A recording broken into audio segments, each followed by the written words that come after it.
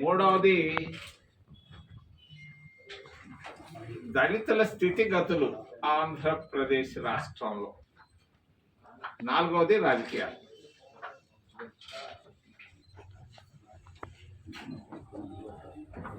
అమరావతి మా మిత్రుడు అంటున్నాడట మొన్న ప్రపంచ సభల్లో, ఇది దేవతల రాజధాని అని. ప్రజల రాజధాని అంటే నేను సంతోషపడి ఉండేవాడిని. దేవతల రాజధాని ఏంది? దేవతలు నాకైతే ఇప్పుడు దాకా ఎక్కడా కనపడలేదు. గుంటూరు అంతా తిరుగుతున్నా, మరి నెలకు ఒకసారి వస్తా ఉన్నా, చూస్తా ఉన్నా. ఆ దిక్కు ఈ దిక్కు నాకు ఒక్క దేవత కూడా కనిపించలా. కనపడితే మాట్లాడదామని అనుకుంటున్నాను. అందరూ మనుషులు కనిపిస్తున్నారు, కష్టాలు కనిపిస్తున్నాయి తప్ప దేవతల రాజధాని అని పేరు పెట్టేదానికంటే ఇంకేదన్నా ఉంటే బాగుంటది. ఆయన పాపం ఏదో ఉద్రేకంగా మాట్లాడేస్తా ఉంటాడు అప్పుడప్పుడు. మా రాఘవులు గారు, కామ్రేడ్ రాఘవులు గారు చెప్పారు మొదట్లోనే, రాజధానికి 1000 ఎకరాలు చాలు అని. చెన్నైలో ఉంది రాజధాని, 1000 ఎకరాల కంటే మించలేదు. త్రివేంద్రంలో ఉంది రాజధాని, 1000 ఎకరాల కంటే మించలేదు. హైదరాబాద్ లో కూడా దాదాపు 1000 ఎకరాలు, ఎక్కువ ఏమి లేదు. మరి ఎందుకో మా మిత్రుడు దీన్ని 1,00,000 ఎకరాల భూములు ఎందుకు 35,000 అన్నారు. ఓకే, ఏదో లేదని అనుకున్నాం. మళ్ళీ దాన్ని పెంచుకుంటా పోతే 1,00,000 ఎకరాలు ఏమవుతుంది? నాకైతే నమ్మకం లేదు. 80% మంది అమరావతిని ఇంటర్నల్ గా యాక్సెప్ట్ చేయటం లేదు,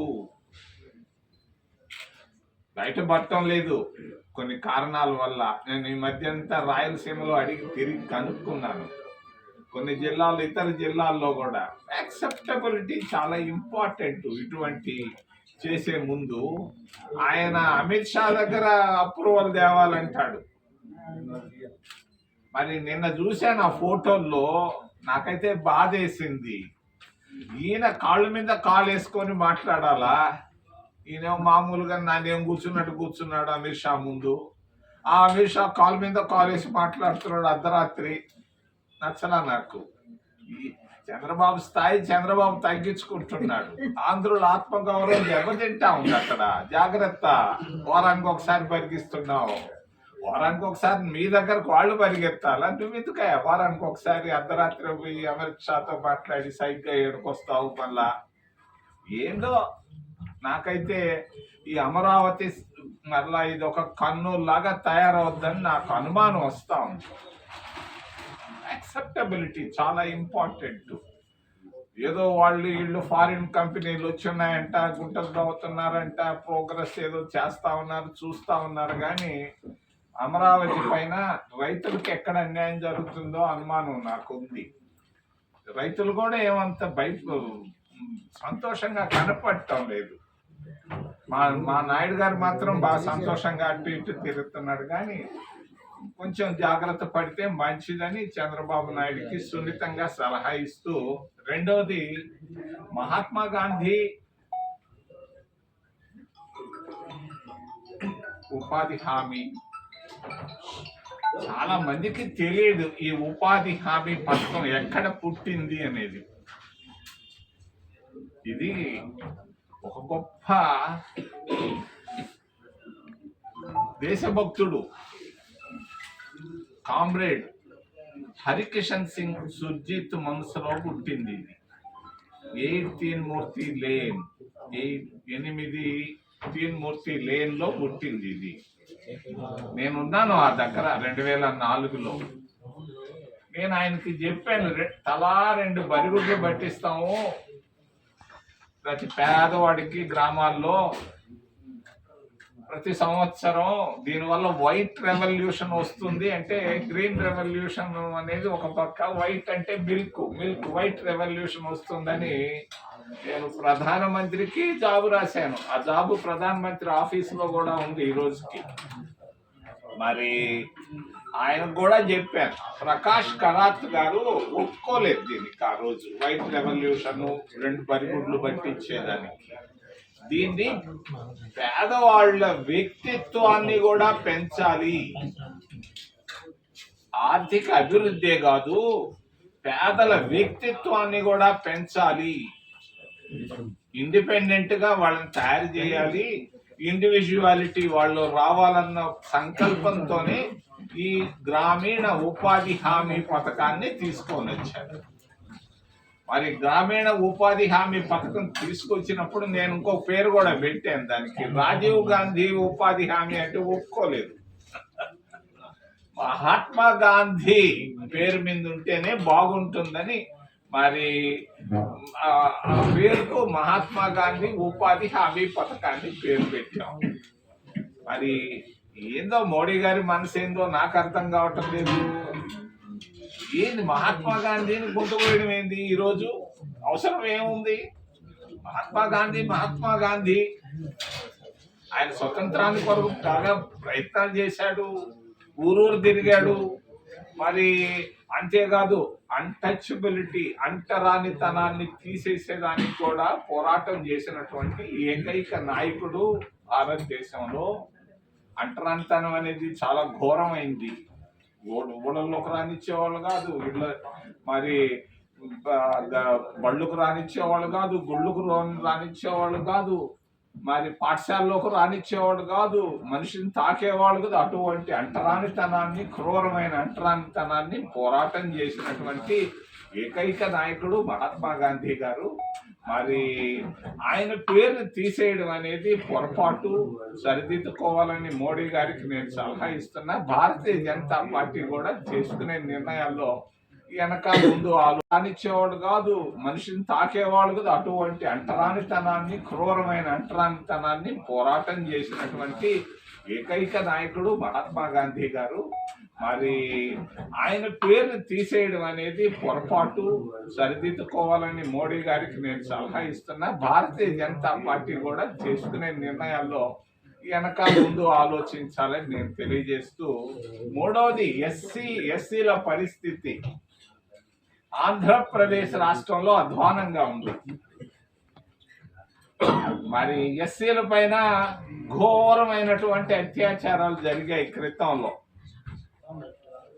కారంచేడు, అక్కడ కారంచేడులో దళిత మహిళల బ్రెస్ట్లు కోసారు, చనిపోయారు దాదాపు 6 మంది.